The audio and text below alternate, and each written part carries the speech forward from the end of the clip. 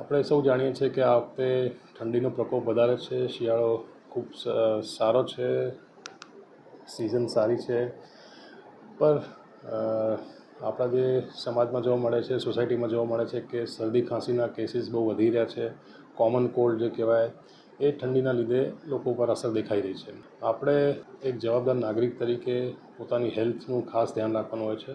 આવી સિઝનલ જે ચેન્જીસ આવતા હોય છે અને આ અત્યારે જેમ ગ્લોબલ વોર્મિંગને બધા ઇસ્યુઝ છે એના લીધે બધા ચેન્જીસ ખૂબ જ અનપ્રેડિક્ટેબલ છે.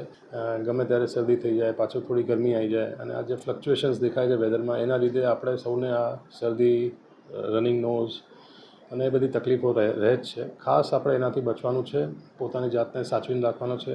ગરમ કપડાનો ઉપયોગ, આહારમાં ઠંડા પીણા, ઠંડા આઈસ્ક્રીમ કે બધાનું જે આપણે સેવન કરતા હોઈએ એના ઉપર બી કંટ્રોલ રાખવાનો છે.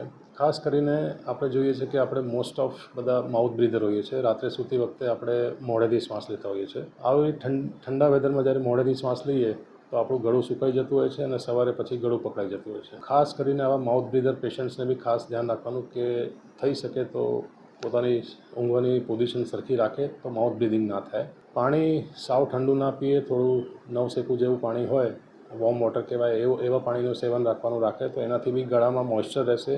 ગળા પકડાવાની અને જે ડ્રાઇંગ થઈ જાય અને એના લીધે બધું કોમ્પ્લિકેશન થતા હોય એ બધા બી ના થાય. સિનિયર સિટીઝન્સ, એવા દર્દીઓ જેને બીજી બીમારીઓ છે જેમ કે ડાયાબિટીસ, બ્લડ પ્રેશર, થાઇરોઇડ, એવા બધા પેશન્ટ્સ માટે બી ખાસ સૂચના છે કે એ લોકો બી પોતાની જાતને વધારે સાવચેતીથી પોતાનું ધ્યાન રાખે.